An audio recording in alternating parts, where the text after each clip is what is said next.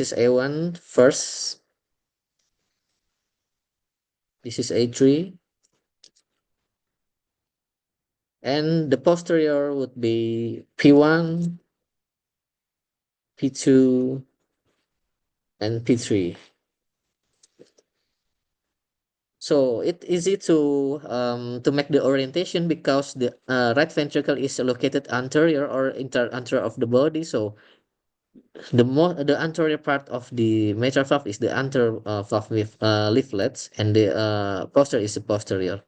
And when we run the cine, we can see the jet or the turbulence occurs in the middle part of the posterior valve leaflet. So probably it's coming from the P2 posterior valve leaflet that get prolapsed. So if we find this abnormality by the cine, we can also jump to the valve analysis with flow analysis. In the Philips, the name would be key flow if you use the Philips device. And let's enlarge the key flow. Here you can see this in the center is the opening of the mitral valve, and the upper flow in the dark is the regurgitation coming from the posterior valve leaflets. Here we can quantify how much the flow is going back.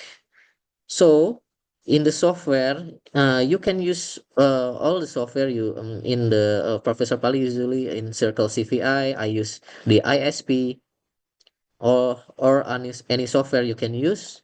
You can contour the valve, the jet valve in the area, and we can analyze the curve of the flow. Here we can see the E wave and the A wave. And E means uh, relaxation of the ventricle, so the flow will from atrium will coming to the left ventricle, and this the A wave will be a contraction of the atrium. And now you see this is a downslope coming from the ventricular contraction, and it's reverse backwardly, and it has some volume get regurgitate. We can quantify it easily, and we got some value of 27%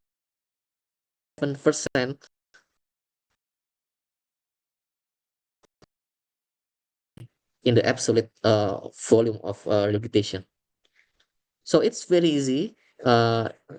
Just we have to contour it precisely, and I want to denote something. This is flow to the LVOT. We must caution not to contour the flow going to the LVOT to because it will affect the volume measurement. So we have mitral valve regurgitations, and the regurgitation fraction is 27%. So it will be a mild mitral valve regurgitation. And when we perform the ventricular analysis, we can see left ventricle have the stroke volume of about 84 cc,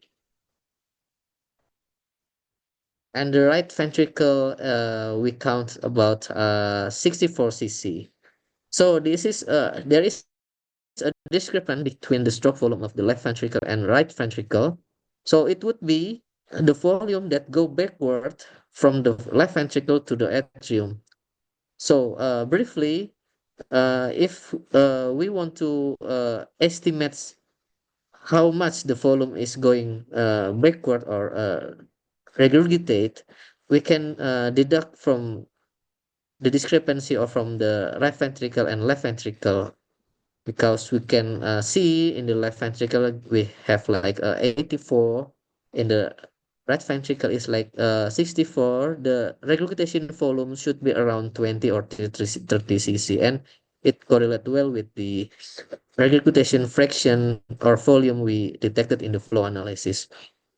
So with simple measurement, I think It will bring very good information to the cardiologist to detect this abnormality, because we can easily take our time, because they perform the echo also, but due to the limitation of the anatomical and uh, duration between in the exam. So I think the MR could complement the finding very good for this patient.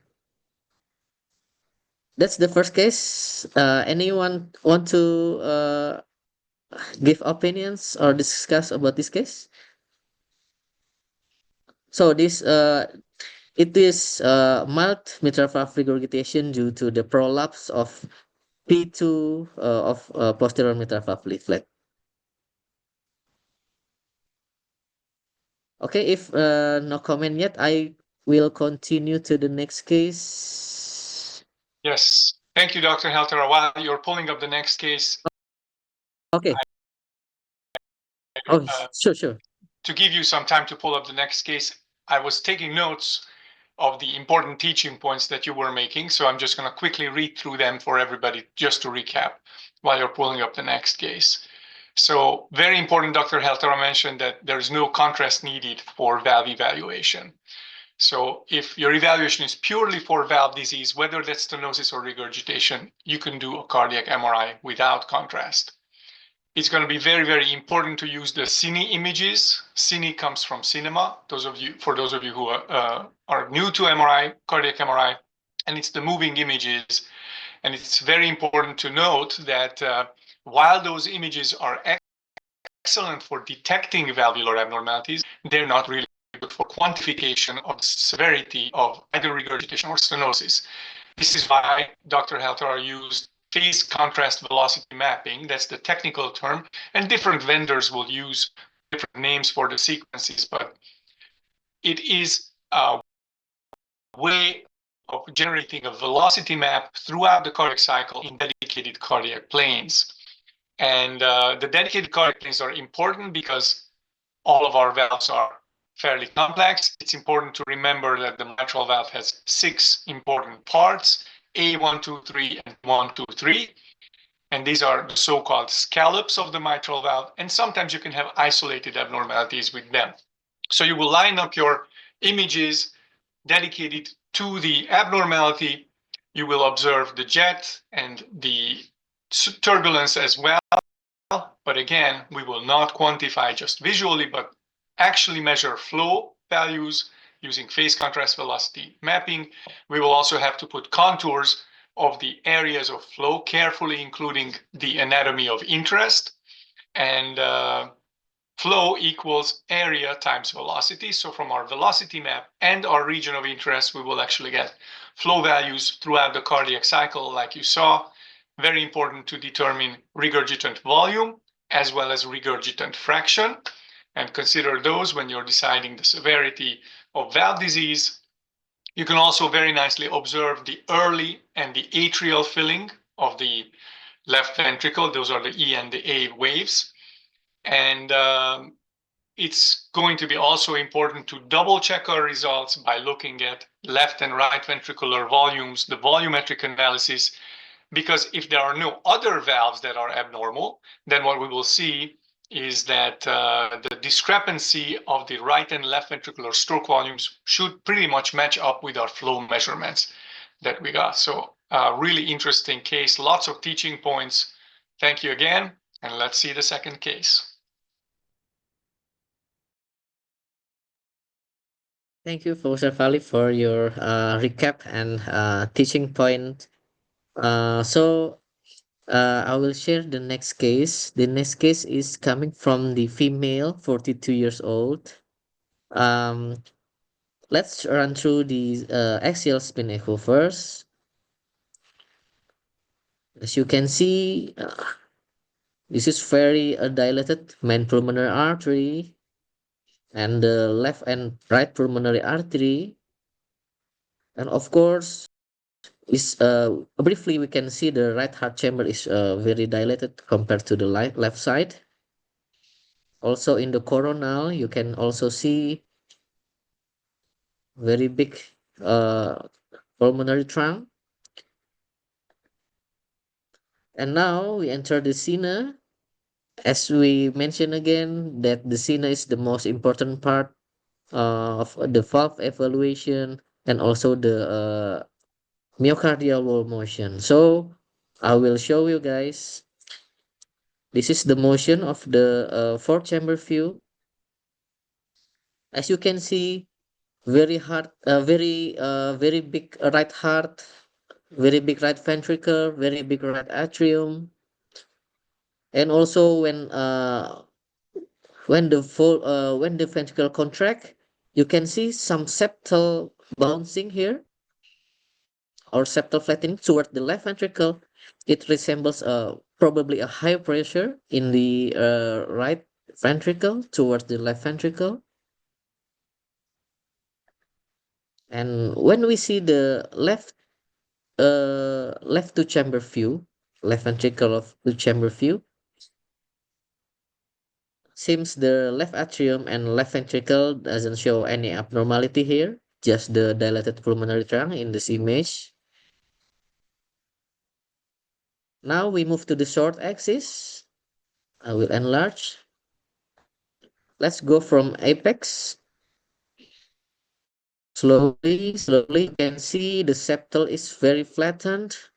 The left ventricle should be have a circular shape like a donut shape, but you can see this is like a D shape or like a letter D because probably a compression from the pressure from the right ventricle.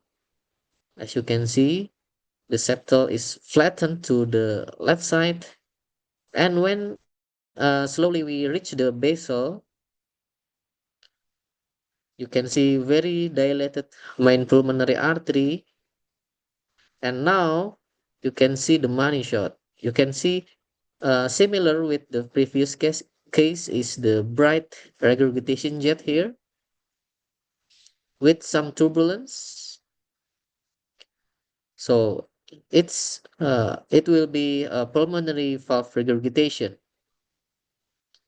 And then if we found this is a pulmonary valve regurgitation, of course, like the previous case, we want to analyze the flow. But usually, as Professor Pali mentioned, we have to make the flow analysis precisely through plane the valve. So it will be uh, it will be rightly perpendicular into the valve plane, both in the coronal plane and the sagittal plane. So it's important if you want to take another plane of right sagittal RVOT like this. So you will make a good plan for the valve analysis, so you can make it precisely for the position of the uh, acquisition of the flow analysis. So you can see also in the sagittal RVOT, you can see that the jet is also visible. So it will reconfirm what you find in the short axis.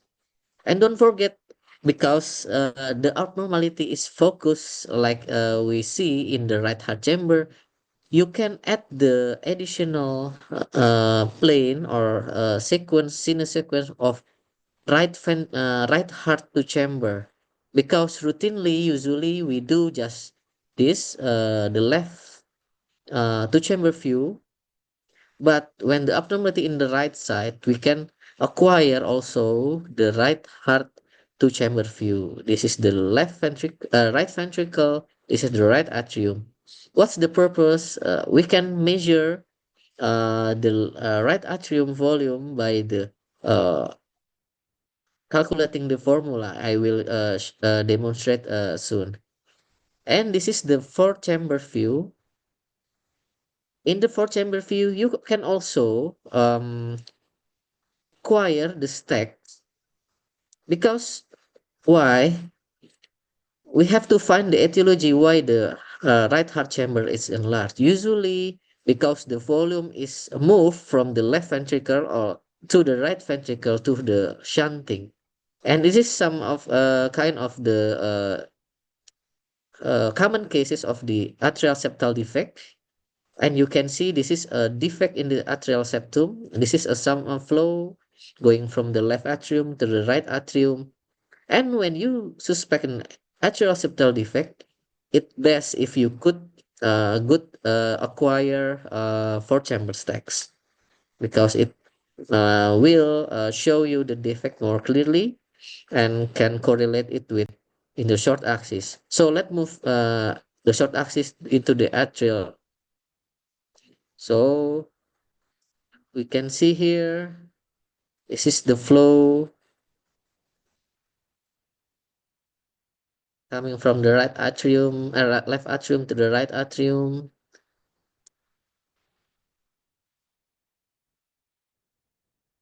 The location or the height is like this. Yeah, so in the fourth chamber, we can see the septal defect. In the short axis, we can see. So it's complementary all our findings. So let's now analyze the pulmonary valve regurgitation, because we already have the good plane for the uh, fast contrast velocity mapping. Sorry, of analysis. We can put the ROI here, and we get the flow analysis or key flow here. Okay, now you can see this is the flow going backward as a jet and aliasing, because it's very high velocity here. And this is what we contour in the software. We can get the result of regurgitation fraction and regurgitation volume as shown. I have measured like 36% of the regurgitation fraction and 21 cc of absolute volume of regurgitation. So you can see this is the upslope of the pulmonary flow going forward, and this is the regurgitation's volume fractions. And when we see the uh, aliasing is like a lost signal here, because should be the blank area here is filled with the very high velocity. Our scale of velocity encoding is not set correctly. So uh, we have to set the velocity encoding based on the highest velocity you suspect in the first place. Or if you find this, you may repeat the valve analysis with adjustment from the velocity encoding. So in this case, this is the learning point for me, that I should make an earlier adjustment for the velocity encoding. And since this case is an ASD, we also can measure how much the blood is shunned from the left side to the right side. We can do this by analyzing the QP and QS ratio, or flow from going to the pulmonal and flow going to the systemic. So that's what the QP and QS stands for. And we can see the flow going to the pulmonary valve is about 60 cc, and the flow going to the aortic valve is about 53. So QP per QS ratio would be 60 per 53. It's about around 1.15. So it's nearly equal. Usually, if the left to right shunt very prominent, uh, an earlier phase usually can reach until the 3 or more for the QPQS ratio. In this case, why the heart show the similar QP and QS ratio near 1, probably it's already has a Eisenmenger syndrome. So the flow become balanced from left to right side, and the right heart will gradually increase the pressure until it's balanced to the into the left side. So it's very not a good condition for the patient, since it's Eisenmenger, and usually the cardiologist will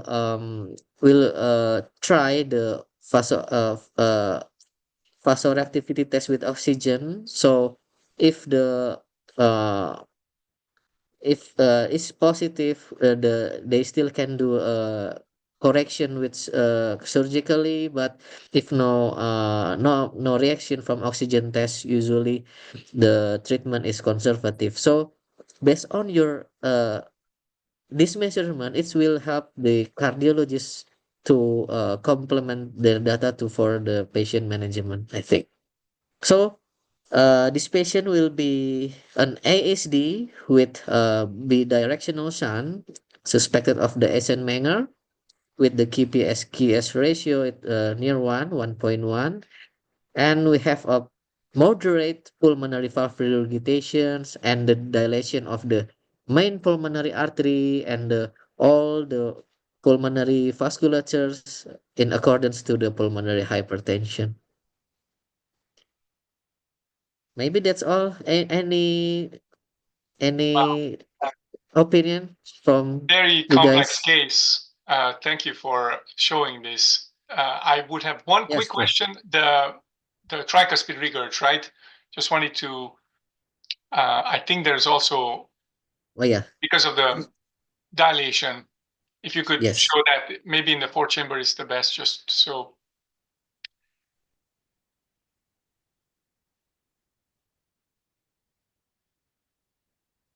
not a whole lot there, but we would expect there to be maybe on a different level. If you go back down at a different level, more caudal, I think. Yeah, I think what's coming in. Yeah, Yes. I think this some yeah, yeah, right there. Yeah, yes. yeah. Because we would Thank expect, you. as the right ventricle is dilated and volume overloaded, that the tricuspid valve. So this patient has lots of things going on, right? Big ASD, tricuspid regurg, pulmonary regurg, and so it becomes very, very difficult to quantify things, right? And for a second, would you show the two volumetric data sets Okay. for both the left and right ventricle? And Okay. oh, that's Ventricle? the flow, right? So you Yes, compare flow. the flow. This is actually very, very important. What Dr. Heltara was showing us, that when you have multi-valve disease and uh, atrial septal defects, so shunting, it's going to be more important to check at the level of the great vessels the flow when you're trying to assess the effective eventual QP to QS. So it's going to be less helpful to just look at the volumetric analysis of the ventricles, but it's going to be very, very important to analyze flow in both great vessels, both the aorta and the pulmonary artery. So let's see, are there any quick questions in the chat? If there are not, and we will open it up for questions at the very end. I'm going to real quick recap what I've learned from Dr. Heltara's presentation. So very important, first and foremost, to look at all the chambers. And the chamber dilation is going to clue us in as to which valves might be sick. Also, additionally, Dr. Heltara mentioned the dilation of the great vessels. Often you get dilation of the main pulmonary artery, not just from pulmonic stenosis, but in case of pulmonic regurgitation as well. But we also have to think about the lungs, because dilation of the main pulmonary artery may be a sign of high flow to the lungs and or pulmonary hypertension, which is the case in this case. Very important to look at the relationship of the two ventricles with specific attention to the septum.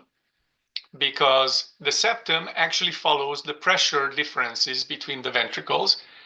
And in this case, particularly as Dr. Heltara pointed out, the septal flattening was most pronounced in diastole. So that septal bounce that we saw and the septal flattening was most pronounced in diastole, indicating likely volume overload on the right side. Septal bounce in and of itself is not a specific sign. There's a lot of things that can cause that, from conduction abnormalities all the way down to valve disease and shunting. So we have to keep going and look at all of our images to really figure out what's this septal bounce caused by. Also, by the way, pericardial disease can lead to septal bounce. So it was very key in this case as well to do all the quantification, specifically with flow in the dedicated planes when we wanted to examine the pulmonic valve. Dr. Heltara showed us the RVOT views, which are dedicated right ventricle outflow tract views, and lining up our through plane phase contrast velocity mapping perpendicular to the direction of flow. On the short axis, when we were studying also the septum, I made a note that it's very important to look for the left ventricle's donut shape. And when the left ventricle becomes D-shaped, that's when we're starting to talk about interventricular septal flattening. He also noted the aliasing in one of the phase contrast velocity mapping acquisitions. It's very important for us physicians to supervise the technologists and note that. And if that happens, it's important to adjust the imaging parameters, specifically the velocity encoding parameter, which is often called VENC, V-E-N-C. And it's like Dr. Heltara mentioned, it's a multifactorial decision whether or not these patients can get repaired, because sometimes, in this case, this patient is 42 years old, so they've had this ASD for 42 years with a left to right shunt, and the amount of the shunt volume, the QP to QS is the indicator thereof, is going to be determined not just by the size of this ASD, which actually is a fairly large, probably secundum type ASD, but also the pressure differences. So we would imagine that this patient had a bigger shunt volume, much bigger shunt volume earlier in life, but as they developed pulmonary hypertension and pulmonic regurgitation and tricuspid regurgitation and right heart failure to some extent, now the right atrial pressure is so high that despite having a big hole between the two atria, we don't get a lot of shunting. And that's actually, like Dr. Heltara mentioned, is not a good sign, but it's going to be a multifactorial decision by the cardiologists and the surgeons whether this patient still is able to receive repair. Very important to consider the right ventricular size, which in this case was severely dilated, and the reactivity of the pulmonary vasculature, which will ultimately be assessed by invasive catheterization and some sort of testing of pulmonary resistance. So very difficult, complex case. Thank you so much for sharing. Can't wait to see the third one. Okay, thank you, Professor Palik. Before the next case, I think I will just ask uh participant if you want to see the biplane array length method measurement. So as you guys know that usually the cardiac software only facilitates us to measure the left ventricle and right ventricle to the contouring, and usually it's not dedicated for the atrium to get the proper multi-stacks volume analysis. So I will demonstrate some easy way to do the measurement of the atrium volume. In this case, because the abnormality is located in the right side, I will demonstrate the right atrial volume measurement. All you can do is measure the area in two chamber and four chamber. So you get as I mentioned before, if you the abnormality in the right side is it is best if you could also acquire the right heart to chamber. So you might be delineate this two chamber in the most maximal volume. So before you put the planimetry or delineation, you choose which face the largest volume of the right atrium. So let take this here, okay, and you delineate the area size of the right atrium, and we do so in the fourth chamber. We search where is the largest volume of the right atrium. Okay, I think here we do the same in the fourth chamber.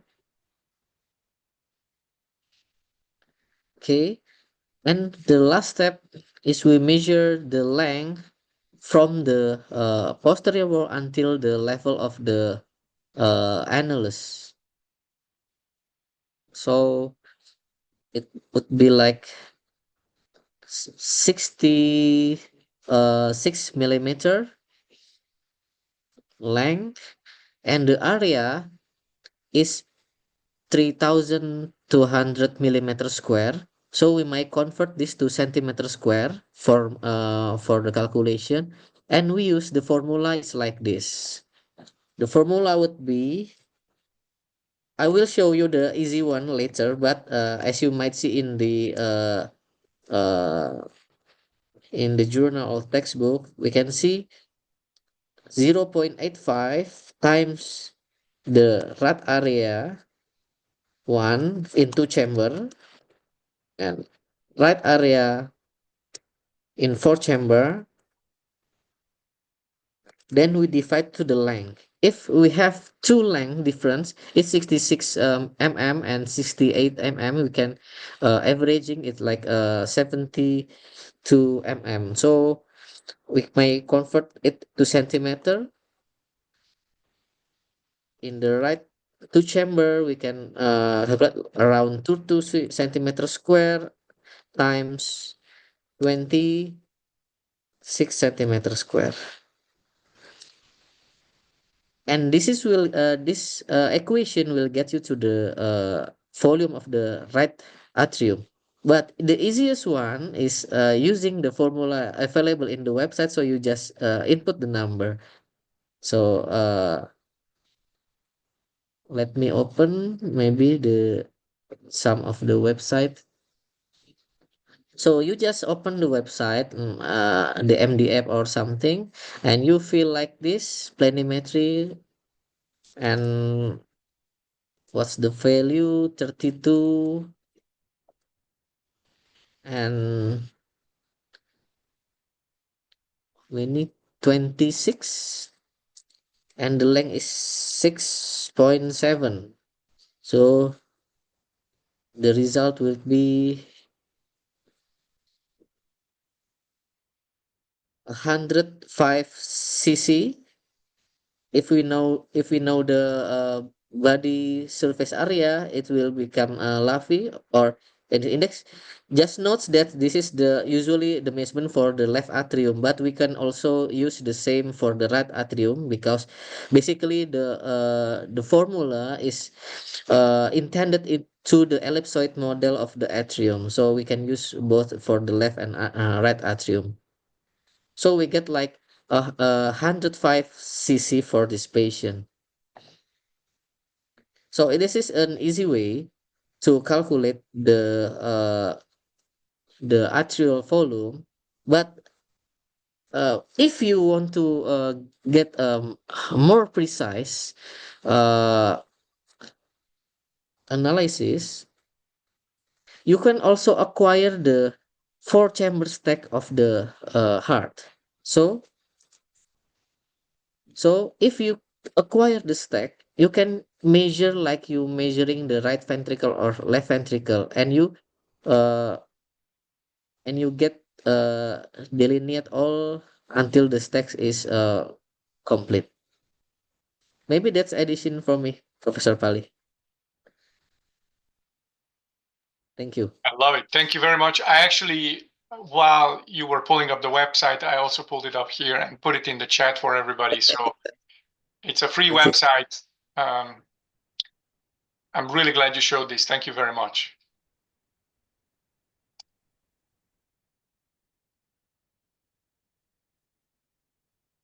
Okay, I will continue with the next case.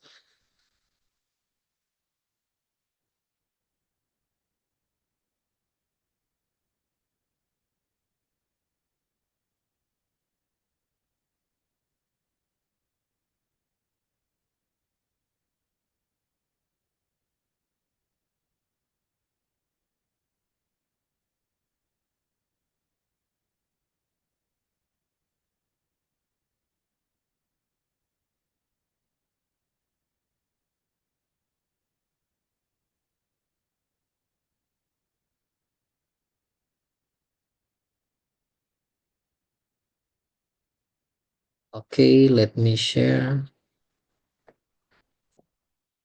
Okay, the next case is quite also interesting case. Okay, we can view the survey view first from the spin echo. Wow, as you can see, this very huge dilatation of the right atrium, and in the coronal view, we can see clearly that the right heart border is very going to the right side, and very hard a very big right atrium. Let's see the short axis.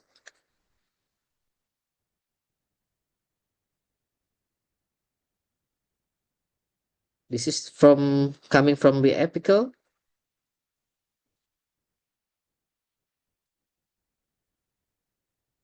Okay, we go to the mid and basal.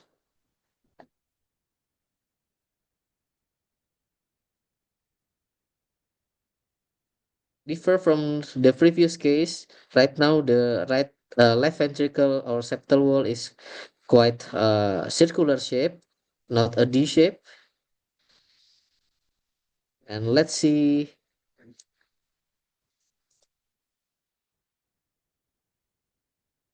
in the four chamber stacks. Wow, as you can see, I will delete. Sorry. You can see the tricuspid valve is going to the right ventricle uh, significantly. So it's a atrialization of the right ventricle and apical displacement of the tricuspid valve into the right ventricle. Anybody knows this abnormality?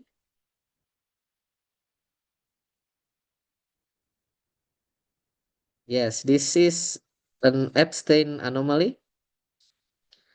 Since you find very big or very dilated of the right atrium, and we can see the apical displacement of the tricuspid into the right ventricle. Now, also, if the right heart is have an abnormality, I will encourage you to get the two chamber of the right heart, and this is you can also measure like the previous.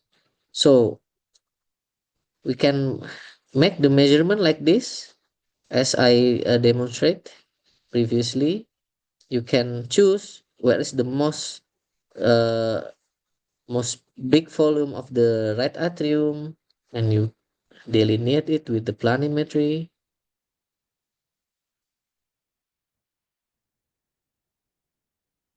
and you get area of 66 centimeter square. And now in the two chamber, let's stop in the largest volume of the right atrium. I think here we can see the tricuspid leaflet here, so we can delineate.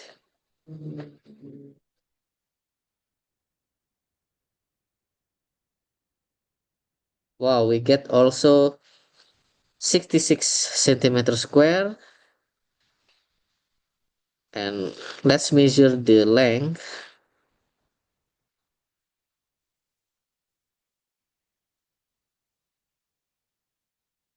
It's around 11 centimeter. So it would be around with the volume we measure is like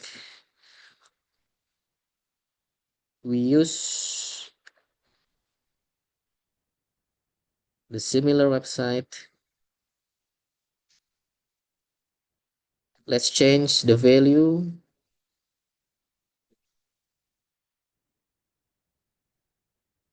and now we have like very big red atrium is like 330 cc of the right atrium.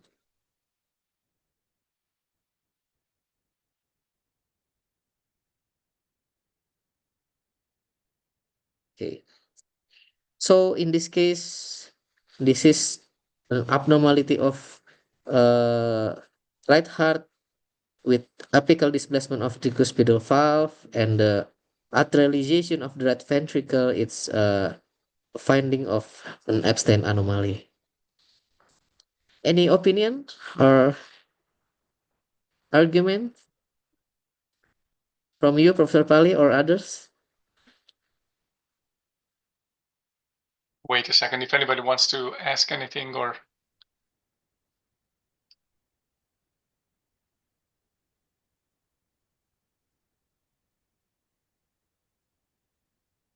very interesting case. Were you able to do quantification of the regurgitant volume in this case, or was this not?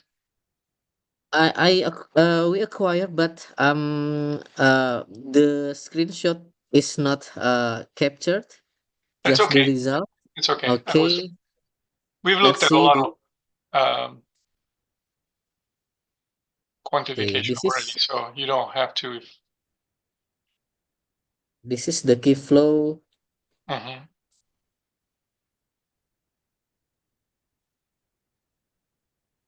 But since the since the ROI is not very confidently placed, I I see. think I we don't get any satisfactory regurgitation information, Professor Pali. I see. Yeah. And this is especially going to be challenging Yes. because I think for all the viewers, like you mentioned, in Epstein's anomaly, the tricuspid valve leaflets are going to be apically displaced. And the tricuspid valve has three leaflets, right? Anterior, posterior, and septal. And many times in these patients, not all three leaflets are equally affected. Like in your case, as you showed, that it probably looks like on that two-chamber view, we see the anterior and posterior leaflets, right? And the posterior leaflet is apically displaced, which is at the bottom of your screen. And then you also showed the septal and posterior leaflets on the four-chamber view. I think you can see, or maybe that's catching actually more the anterior leaflet there, because the one that's more lateral in this view, the lateral valve is actually closer to the actual AV groove, whereas the septal leaflet is really, really apically displaced. So these cases are going to be very difficult to get reliable volumetric data from the ventricles. And Yes. I think you even mentioned that the best way to analyze volumes in the right heart is going to be a four-chamber stack, right? So if we just have the short axis routine images, we might not be able to get very accurate results. So, but I mean, the findings here are undeniable. Um, there is definitely atrialization of that right ventricle, or large portion of that right ventricle. Maybe if on that image, if you could draw where you see the right there, yep. If you stop on that image and draw a line for everybody to see where the tricuspid valve should be, um, which is a little bit more apical than the mitral valve, right? So there should be normally a little bit of offset between the tricuspid and mitral valves, but no more than a centimeter. And then one of the other comments that some of you might encounter in the literature or talking to cardiologists is if there's a mild apical displacement of the tricuspid valve, but not this pronounced, I've heard cardiologists use the term abstenoid because it's sort of a spectrum, because the Oh, atrioventricular valves develop from the ventricles, which is going to be important in congenital heart disease, that if we are able to identify that a ventricle is morphologically right, then the AV valve in it is very likely going to be tricuspid morphology. And if you have a morphologically left ventricle, then the AV valve in it is going to be mitral. And the valves, the AV valves, develop from the ventricles with a process called delamination. And if that delamination process is arrested in one or more leaflets, that's when we're getting into this spectrum of abstine or abstenoid hearts. I mean, this one is a clear Epstein's anomaly with two leaflets affected, enormous right atrium, and it's a beautiful case. And then one last comment that I made a note of: you seamlessly convert the units from millimeters squared to centimeters squared. Just wanted to caution everybody when you're measuring the areas or using those websites to calculate the biplane volumes of left or right atrium, it's going to be very important to convert the units appropriately. So 100 millimeters squared will be 1 centimeter squared. So, but that's already second nature to you. I see that, but we all have to be careful with the units. Otherwise, we end up with funny numbers. Excellent. If anybody else has any questions, then please fire away. And if not, then Dr. Heltara, we will look at your fourth case. Thank you. thank you, Mr. Pali. So, very nice knowledge from you. Abstenoid, yeah, it's a spectrum. So, thank you very much for your enlightenment. So, I will share my last case maybe, and the last one would be uh the aortic valve, because we already see the pulmonary tricuspid and mitral valve abnormality. So let's see from spin echo sequence. Okay, we don't see any abnormality, clear abnormality.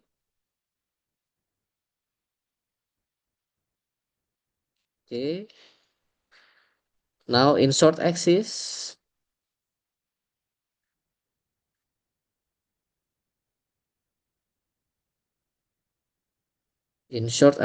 I think we don't find any abnormality yet.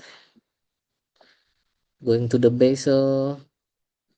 Okay, okay, okay. Going to the apex. Okay, no clear abnormality here. Now we go to the fourth chamber. Still no clear abnormality.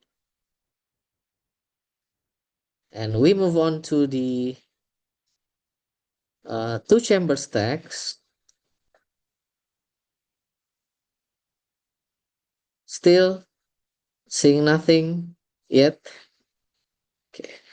Now we go to the three chamber view or LVOT. Do you notice something? We found something here. We see something similar with previous case. A bright jet here with dark signal of turbulence in the aortic valve. So we may take the LVOT stacks to get the most the best plan for our regurgitation jet visualization. So we got here very nicely. And if you want, if we find any abnormality in the aortic valve or LVOT, you can also add the additional coronal LVOT view. That's this coronal LVOT. So this is not a very good image because it seems very many artifact here. But as you can see in the coronal, it's also confirming the regurgitation jet coming from the aortic valve. And the sequence, both the sagittal LVOT, it means three chamber, and the coronal LVOT will act as a good plan for flow analysis because we can make good planning to get the valve dissected perpendicularly well, like this. So let's see the valve flow with key flow. Sorry.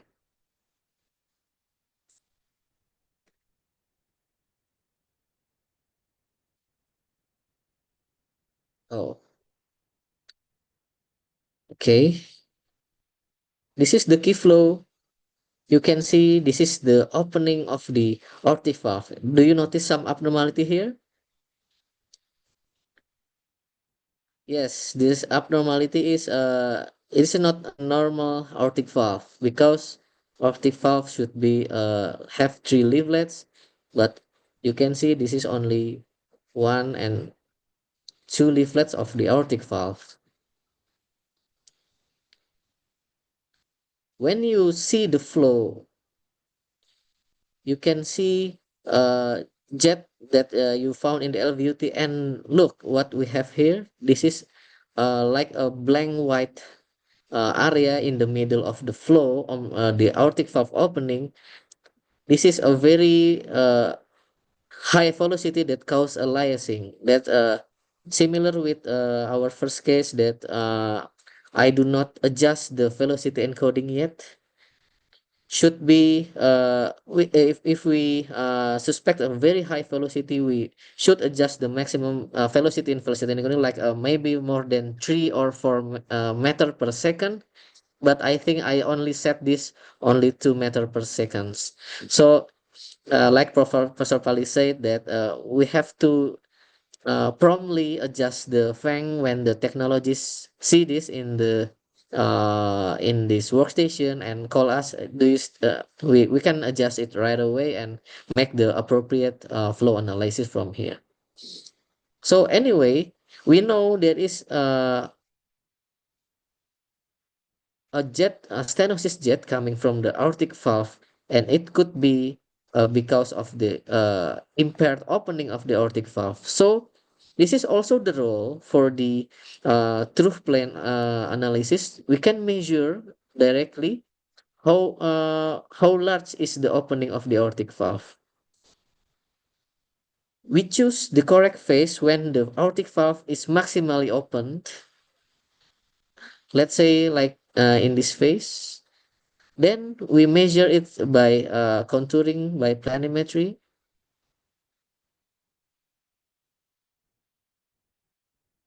So the aortic valve area or AVA is one more than 1 centimeter square. It's between 1 and 1.5 centimeter square. So it would be aortic valve stenosis in moderate and mild moderate. So if the area is smaller than 1 centimeter square, it would be a severe aortic valve stenosis. And when we combine the data coming from the aortic valve area and the velocity, peak velocity, unfortunately, I don't capture the screenshot of the flow analysis, but I get like only 2.1 meter per second. it only corresponding to a mild valve aortic valve stenosis. So it means my velocity measurement is not accurate due to the aliasing because I not adjust the velocity encoding yet. But from the aortic valve area, the grade would be a moderate. So this is important for us to adjust the velocity encoding that it will be impactful for the grading for the aortic valve stenosis. So it would be the diagnosis aortic valve stenosis in moderate grade and with bicuspid aortic valve.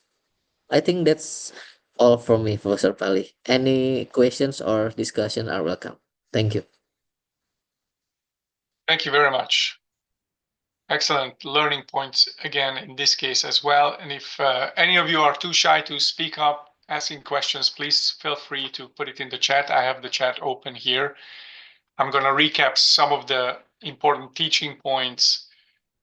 This is a fairly young patient, it's only 41 years old, and it's very important to look through all the imaging planes like that Dr. Heltara demonstrated, because some of our valvular abnormalities will only show up in certain views, but not others. We were completely unable to see this abnormality in the 4-chamber and the 2-chamber views, and we had to get to the 3-chamber LVOT view to identify this abnormality.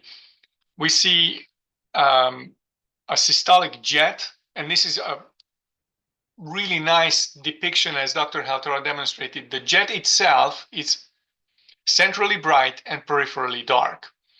And if you could point it out, Dr. Heltara, and then just distal to the jet, you see all that turbulence in the aortic, ascending aorta, basically.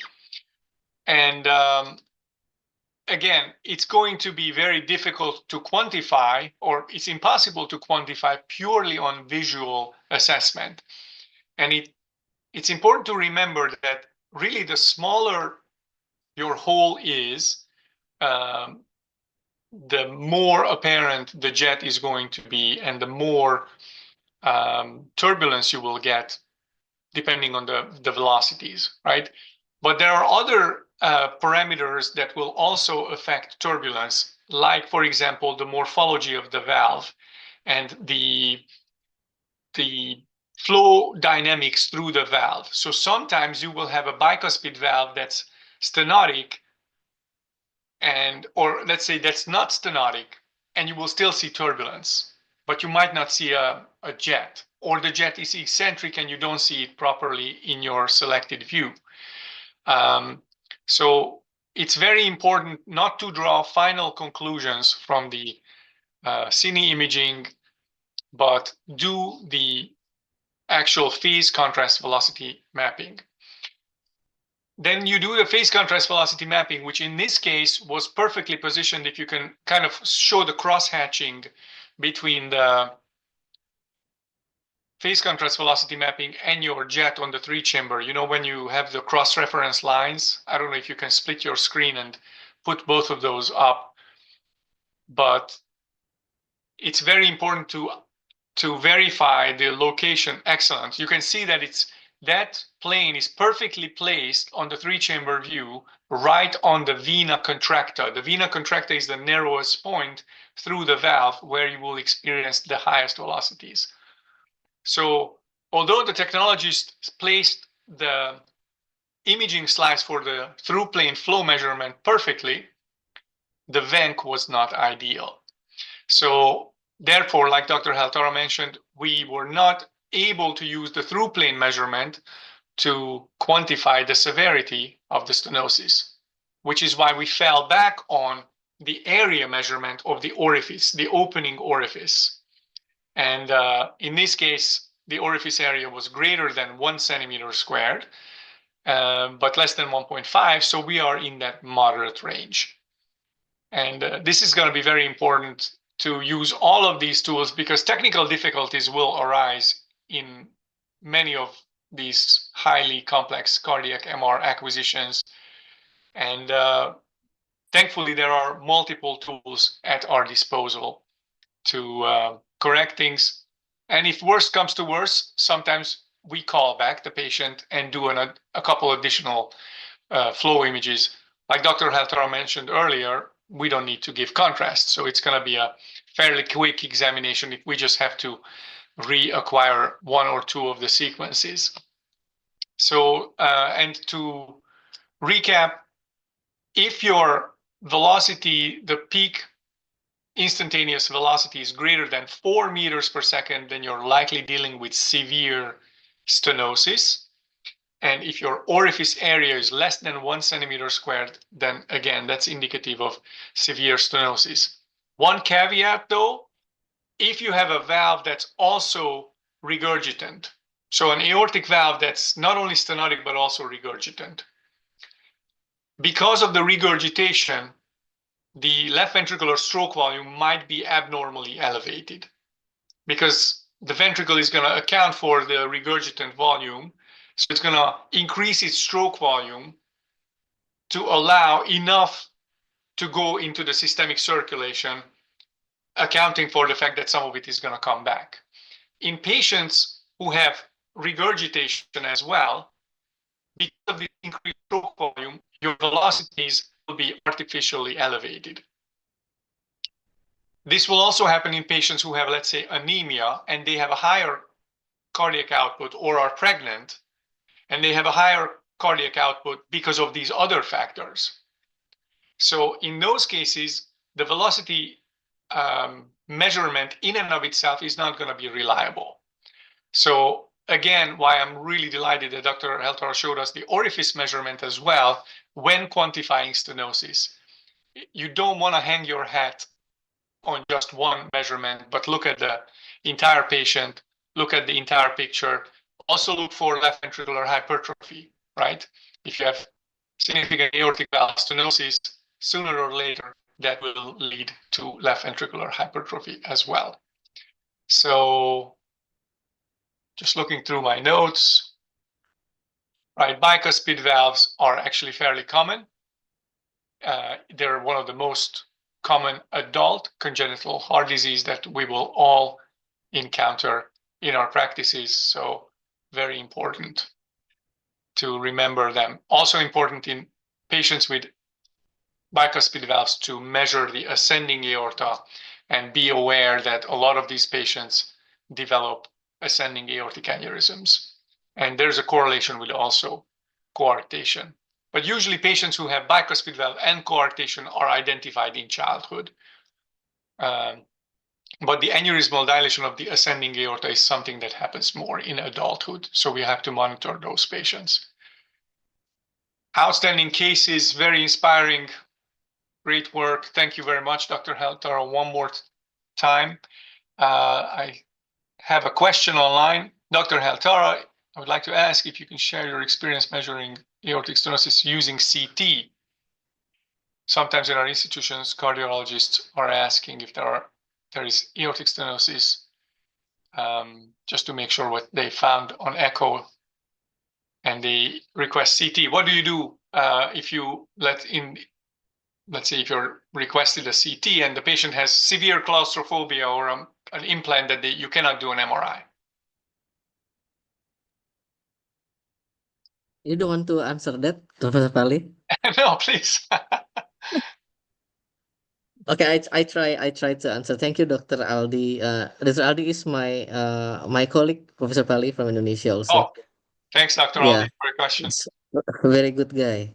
So it's a very good question. Usually, aortic valve stenosis can be measured as well in the CT because usually the common cases for the aortic valve measurement is because of the heavy aortic valve calcifications causing aortic valve stenosis, and usually is for the uh, measurement for TAVI or aortic valve uh, next procedure. So what we do is same. We can because we can uh,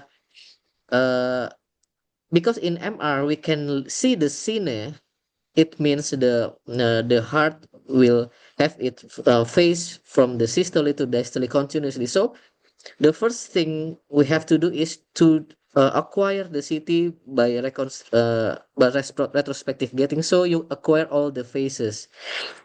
From there, you see all the phases from 0 until 100. What's the phase the aortic valve open maximally? So uh, you can measure uh, we do uh, the opening usually in the systolic phase. The aortic valve will open maximally, and uh, we measure the aortic valve area there by the planimetry. And because we use CT, it's very easy to locate or make the reconstruction with multiplanar to intersect the aortic valve. The value still same if severe below 1 centimeter square, and the moderate one between 1 and 1.5. So but the benefit of using CT, you can also calculate the Agatston of the aortic valve calcification. Usually, it's like a prognostic factor for the uh, aortic valve replacement. So that's from me, Professor Pali. Maybe you can add some more. Thank you. I absolutely agree. Thank you very much. The only thing I would add is the other benefit is you can also look at the coronaries, right? So if somebody's considering a bigger intervention or surgery, then you can have an idea about coronary stenosis, like Dr. Aldi also mentioned in his comment. But the truth is that whether they're doing a TAVI, which is a transcatheter aortic valve insertion, or in America, they called TAVR, transcatheter Replacement, aortic yes. valve replacement. Both are the same thing. Most of those patients, at least in America, will get a left heart cath before the procedure to check the coronaries. But I am aware of a lot of our colleagues in Europe are actually foregoing the left heart catheterization in some of those patients if the coronary scan is clean on the CT, the pre-TAVR evaluation, pre-surgical evaluation. So very, very important benefit, both the calcium scoring of the aortic valve itself, but also looking at the coronaries as well in these patients. So just to reiterate, extremely important to get retrospectively gated scan to visualize systole and do a multiplanar reformat with the 4-dimensional data set to measure the orifice area. And yes, the numbers are going to be same as for MRI. All right. Well, if there are no more questions, then I would like to thank you all for sticking with us. Thankfully, we've recorded this and we'll make it available. I know that was a lot of information, a lot of knowledge, a lot of gems, and maybe I will even post some of the notes as well to remind us of all the things we've learned from Dr. Heltara. Thank you all. Thank you, Dr. Heltara, again. Great work. Thank you, Professor And hope to Pali. see you all in 2 weeks. And Dr. Pinkan is going to be communicating with all of you. I forgot what the next theme is going to be, but we will be communicating. This is Dr. Amal actually calling. So I'm not sure. Hey, Dr. Amal. Here's the other. Look, this is Dr. Amal, the other mastermind. We're still in the meeting. Yes, I just showed you to everybody else. That's okay. That's okay. We're still online. So maybe Dr. Heltara or Dr. Amal will have a couple words of our future plans going forward. Around the same time on Fridays, in 2 weeks. And what we will also communicate is the plan going forward. Dr. Pinkan, what's our next theme? I don't have it in front of you here. If you're still there.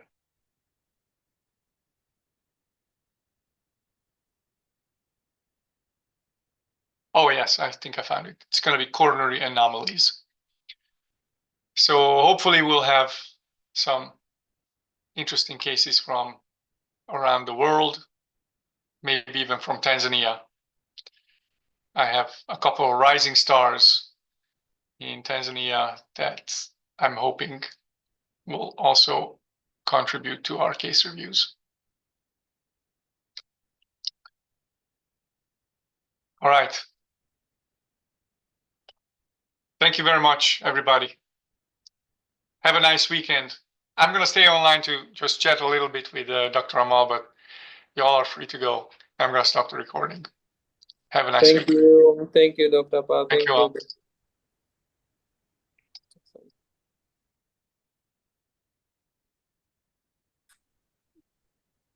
Sorry. Hey, Hi. wait. No worries. No worries. I forgot. I just finished pray from the mass, and then I saw the message. Oh yeah, I forgot. I totally forgot. You're becoming an old professor too. Too many reasons. Hey, Too Dr. many Heltara, I think you have to stop the recording because you are the host, or hand it back to me, the host.